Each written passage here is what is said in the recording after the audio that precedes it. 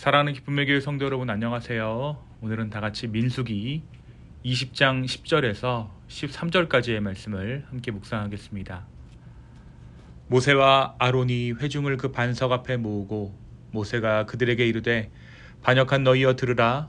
우리가 너희를 위하여 이 반석에서 물을 내랴 하고, 모세가 그의 손을 들어 그의 지팡이로 반석을 2번 치니 물이 많이 솟아 나오므로 회중과 그들의 짐승이 마시니라.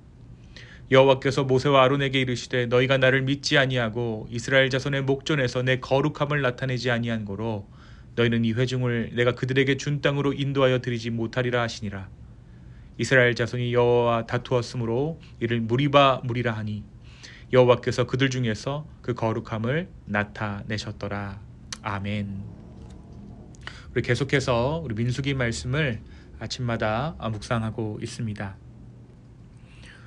우리가 어제 말씀 민수기 19장 16절에서 20절의 말씀을 통해 부정에서 벗어나는 길은 오직 하나님이 정하신 방법, 그러니까 예수 그리스도의 속죄를 통해서만 가능하다라는 것을 우리가 함께 나누었죠.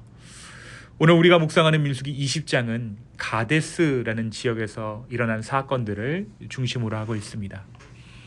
미리암의 죽음, 그리고 물이 없어 백성이 모세와 아론을 원망한 사건, 모세가 반석을 2번 쳐서 물을 내었으나 하나님의 거룩함을 나타내지 못한 사건, 또한 에돔 왕의 거절로 인해 에돔을 우회한 여정, 그리고 아론이 호르산에서 죽음을 맞이하는 장면이 민수기 20장에 이어지고 있습니다.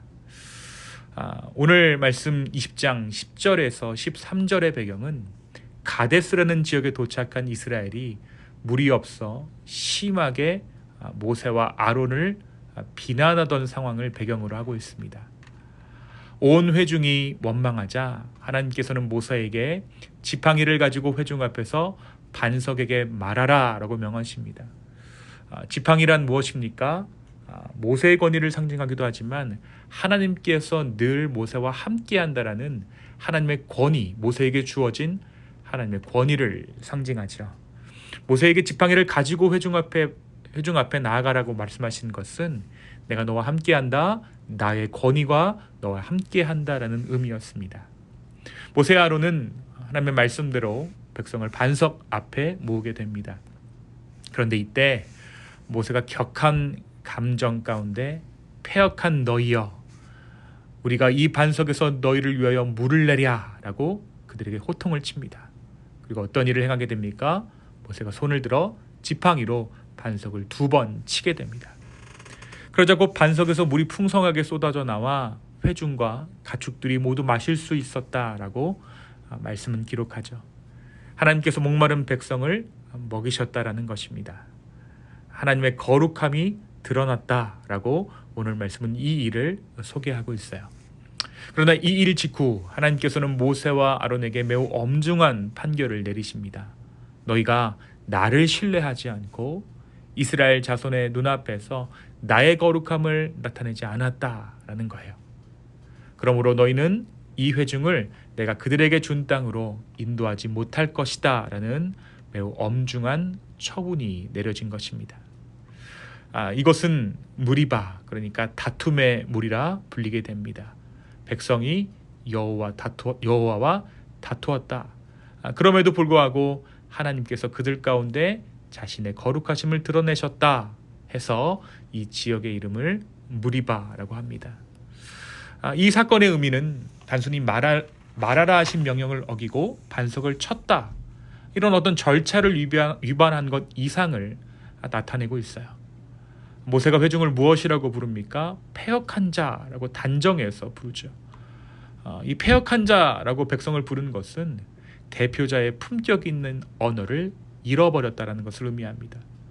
또 우리가 물을 내랴라는 표현으로 공급의 주체를 모세와 아론 자신들에게 두고 있는 듯한 뉘앙스로 그들에게 말합니다. 그리고 하나님이 요구하신 말씀에 의한 명령 대신 자신의 힘을 드러내는 것인 양 바위를 2번 치는 것으로 응답하게 되죠. 이로 인해 모세의 분노와 잘못된 방식이 그로 인해서 하나님의 성품이 왜곡되어 버리고 맙니다. 모세의 이 행동이 거룩함을 나타내지 못한 심각한 범죄로 하나님 앞에서 규정된 것입니다. 사랑하는 성도 여러분, 오늘 이 말씀은 우리에게 무엇을 나타냅니까? 바로 화를 다스리는 것이 천하를 다스리는 것보다 중요한 일이다라는 것을 보여주죠. 그리고 이 분노를 다스리는 삶이야말로 우리가 참으로 구원 안에 거하고 있음을 드러내는 증거임을 말하고 있습니다. 오늘을 살아가면서 우리는 감정이 요동하는 순간들을 맞이하게 됩니다. 신앙생활을 오래 하신 분들은 대부분의 감정적 동요에 쉽게 무너지지는 않지만 때로는 도무지 참아낼 수 없는 감정의 경량에 휩싸일 때가 있어요. 그런데 바로 그 순간이야말로 우리가 주님을 더 붙잡아야 할 때라는 것입니다. 그 순간이야말로 우리의 신앙의 뿌리가 드러나는 때라는 것이 바로 오늘 말씀이 보여주고 있는 핵심이죠. 그때 우리는 내 감정을 주장할 것인지 아니면 주님께 그 주권을 맡길 것인지 선택의 기로에 서게 됩니다. 주님은 우리가 분노의 불길에 휩싸이는 대신 그 자리에서 하나님의 거룩함을 나타내는 자로 서기 원하십니다. 이것이 진정한 믿음의 순종이고 구원받은 자의 삶의 열매인 것입니다. 바로 이때에 우리 주님을 붙잡아 모든 상황을 주관하시는 주님을 인정하게 되는 은혜가 우리의 삶 가운데 있기를 소망합니다. 우리를 시험에 들게 하지 마시고 라는 주님이 가르쳐 주신 기도대로 우리는 매일의 삶 속에서 이 감정의 시험을 맞이하게 됩니다. 분노와 억울함, 자존심이 요동치는 그 순간에 주님께 의탁하는 것은 어떤 감정을 억누르는 것 이상의 의미가 있죠. 주님을 나의 왕으로 인정하는 믿음의 고백인 것입니다. 주님의 방법을 선택하는 그 자리에서 우리는 세상과 다른 길을 걷게 되고 그 길이 바로 주님의 거룩함이 드러나는 길입니다. 사랑하는 여러분, 오늘도 감정의 파도 속에서 주님을 붙잡고 그분의 주권을 인정하며 천하를 다스리는 권세보다 귀한 나를 쳐 주님께 복종시키는 절제의 승리를 경험하는 저와 여러분 되기를 예수님의 이름으로 축원합니다. 두 번째 오늘 말씀은 거룩함, 하나님의 성품인 거룩함에 대해서 다시 한번 강조하고 있어요. 오늘 말씀이 이야기하는 거룩이란 단순한 어떤 내적 경건이 아닙니다. 마음속의 경건함이나 개인적인 신앙 상태를 의미하는 것이 아니라 공동체 앞에서 하나님을 그분의 방식과 성품대로 드러내는 공적인 행위가 거룩함이다 라고 오늘 말씀은 이야기합니다. 레위기 10장 3절에서 내게 가까이 나오는 자 중에서 내가 거룩히 여김을 받겠다라는 말씀과도 일맥상통하는 말씀이죠.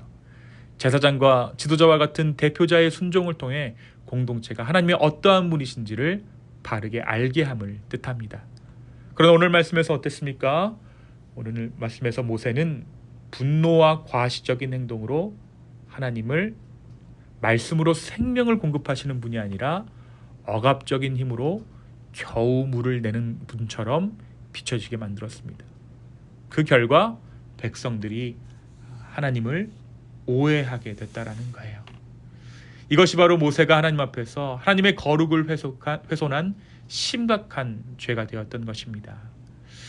우리의 온전함으로 세상 가운데 온전한 하나님을 전하는 것이 거룩입니다. 오늘 이 하루 이러한 의미에서 우리의 하루가 거룩한 하루가 되기를 예수님의 이름으로 축원합니다. 이 시간 함께 기도하시겠습니다. 주님, 다시 한번 우리의 삶을 우리 주께 맡깁니다. 성령이여 내 삶을 인도하여 주시고 끝까지 온전한 마음으로 주를 섬기게 하시며 우리의 마음이 절제를 때야도 주님의 온유가 우리를 붙잡는 놀라운 경험할 수 있도록 주여 이 하루를 붙잡아 주시옵소서. 그리하여서 온전하신 주님을 내 삶 가운데 온전히 전할 수 있도록 성령님 우리의 삶 가운데 은혜 더하여 주시옵소서. 감사합니다. 이 모든 말씀 예수님의 이름으로 기도하였습니다. 아멘.